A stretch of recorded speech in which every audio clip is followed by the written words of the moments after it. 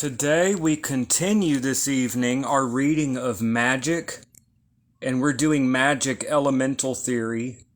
And today we're doing Chapter 4, The Scourge, the Dagger, and the Chain. And this is one of those great occult classics for people that study the occult and magic and things like that by Aleister Crowley. That's Aleister Crowley's Magical Layman. This is Book 4. And I'm going to provide a link for those that want to buy a copy on Amazon. And here we go. The Scourge, the Dagger, and the Chain. And here's a graphic, a cool graphic of the Scourge, the Dagger, and the Chain, which we are talking about here. A Scourge is like a whip, a dagger, and a chain. So whip, dagger, and chain. So when it says Scourge, think like a horsewhip, like a whip. Okay. The Scourge, the Dagger, and the Chain represent the three alchemical principles of sulfur, mercury, and salt. These are not the substances which we now call by these names. They represent principles whose operations chemists have found it more convenient to explain in other ways. But sulfur represents the energy of things, mercury their fluidity, salt their fixity. They are analogous to fire, air, and water.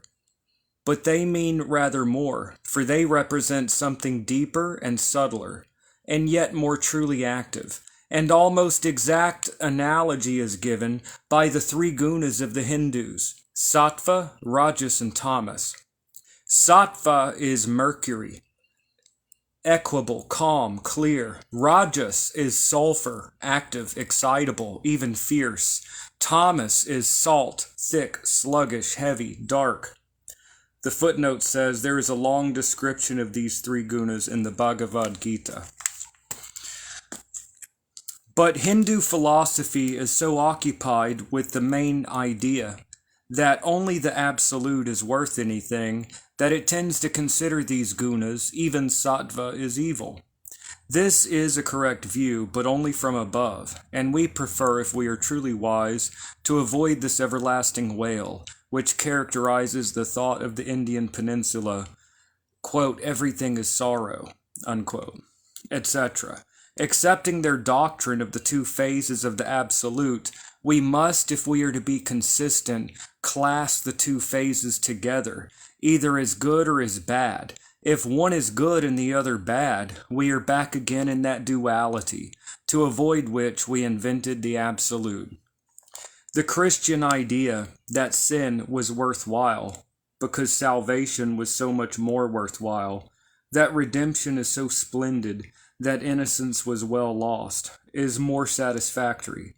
St. Paul says, where sin abounded, there did grace much more abound. Then shall we do evil that good may come? God forbid. But clearly it is exactly what God himself did, and why did he create Satan with the germ of his fall in him? Instead of condemning the three qualities outright, we should consider them as parts of a sacrament. This particular aspect of the scourge, the dagger, and the chain suggest the sacrament of penance. The scourge, the whip. The scourge is sulfur. Its application excites our sluggish natures, and it may further be used as an instrument of correction to castigate rebellious volitions. It is applied to the nephesh, the animal soul, the natural desires. The dagger is mercury. It is used to calm too great heat by the letting of blood, and it is this weapon which is plunged into the side or heart of the magician to fill the holy cup. Those faculties which come between the appetites and the reason are thus dealt with. The chain is salt. It serves to bind the wandering thoughts, and for this reason is placed about the neck of the magician, where Dot is situated. These instruments also remind us of pain, death, and bondage. Students of the gospel will recollect that in the martyrdom of Christ these three were used, the dagger being replaced by the nails. The scourge should be made with the handle of iron. The lash is composed of 9 strands of fine copper wire, in each of which are twisted small pieces of lead. Iron represents severity, copper love, and lead austerity. Oh, and then I skipped a footnote. Up here it said, this is true of all magical instruments. The hill of Golgotha is a circle, and the cross the tau. Christ had robe, crown, scepter, etc. This thesis should one day be fully worked out. Unquote. End of footnote. The scourge should be made with a handle of iron. The lash is composed of 9 strands of fine copper wire, in each of which are twisted small pieces of lead. So this is the whip or the scourge. Iron represents severity, copper love, and lead austerity. The dagger is made of steel, inlaid with gold, and the hilt is also golden. The chain is made of soft iron. It has 333 links. The footnote says, see the Equinox 1.5, the vision and the voice, 10th Aether. Okay.